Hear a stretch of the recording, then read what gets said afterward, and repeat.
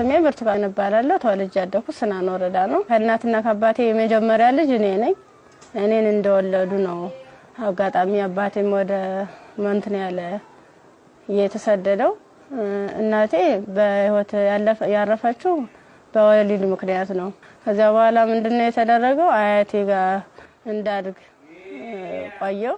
በዚች ሀገር ላይ ለማመን የሚከብድ ነገሮች በየዕለቱ መስማት የተለመደ ብሎ ያደረ ነገር ሆኗል። አረ ለመሆኑ ቆየት መኖር ይሻላል ብሎ የሀገሬ ሰው መሮት ስደትና ጦርነቱ ውስጥ ከገባ ሰነባብቷል። እዚች ሀገር ላይ መኖር እውነት ለመናገር ከብዶ ካቅም በላይ ሆኗል። በቅርቡ በኢቢኤስ ላይ የቀረበችው ታጋጅ ብርቱካን የደረሰባትን በደል በእንባ እየተናነቀች ተናገረች። ህዝቡም አብሮ እያለቀሰ አያት። እንዴት በኢትዮጵያ ምድር ይሄ ነገር ተደረገ የሚሉ ብዙዎች ይኖራሉ።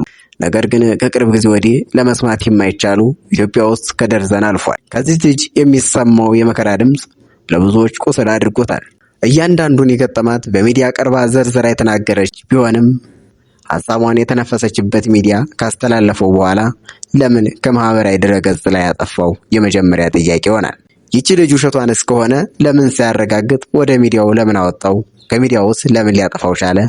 አስጠፊውስ ማን ነው? የሥራ ድርሻው ምንድን ነው? የጥያቄ ማዕት ውስጥ ያስገባል። ለመሆኑ ማን ነው ያገታቸው? የማንስ ሚስጥር ወጣ? በዚህ ደረጃ መከራውን መናገሪያ ቦታ ስታገኝ ለምን ተናገርሽ ተብሎ እንዴትስ ይታፈናል? በዚህ ላይ የሰብአዊ መብቶች ተሟጋቾች ከእንቅልፍ አለመንቃት ብዙዎችን አስገርሟል። እነዚህ በደምቢ ዶሎ ዩኒቨርሲቲ ተመድበው ወደ ዩኒቨርሲቲ ስንሄድ በታጣቂዎች ታግተናል ብለው በአደባባይ ብታወጣውም ዩኒቨርሲቲውም በማህበራዊ ድረገጽ ላይ ወጥቶ አላውቃቸውም ሲል ተሰምቷል። ታዲያ እነዚህ ታጋቾች የት ነው የታገቱት? ሊቢያ ወይስ ሳውዲ ከማለት ውጪ ምንም ማለት አይቻልም። እነዚህ ታጋቾች የደረሰባቸውን መከራ በአደባባይ ለማውጣት ብትሞክርም በአደባባይ ያወጡት ሚዲያ አላውቃትም በስህተት ነው ሲል በማህበራዊ ድረገጽ ጽፏል። እረ ለመሆኑ ማን ይሆን ውሸታም? ግራ ተጋብተናል። በዚህ ላይ መፍትሄው ብለን የምናስበው ይቺ ታጋጅ ከጎጃም እንደመጣች ትናገራለች።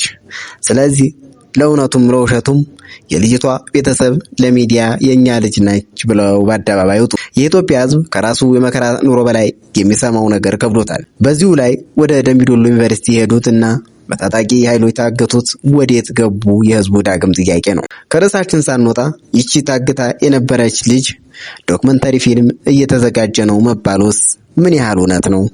ውሸት በልጦ እውነትስ ይገለብጠዋል? የማይሆን ነገር ነው። በሚዲያ የሚወራው መስማት ብቻ በቂ እንዳልሆነ የታወቀ ነገር ነው። ስለዚህ እውነቱን እማን ጋር እንደሆነ መስማታችን የማይቀር ነገር ይሆናል ብለን እናምናለን። አብራችሁን ስለቆያችሁ ከልብ እያመሰገንኩ ደጉን ያሰማን እያልኩ እሰናበታችኋለሁ። መልካም ጊዜ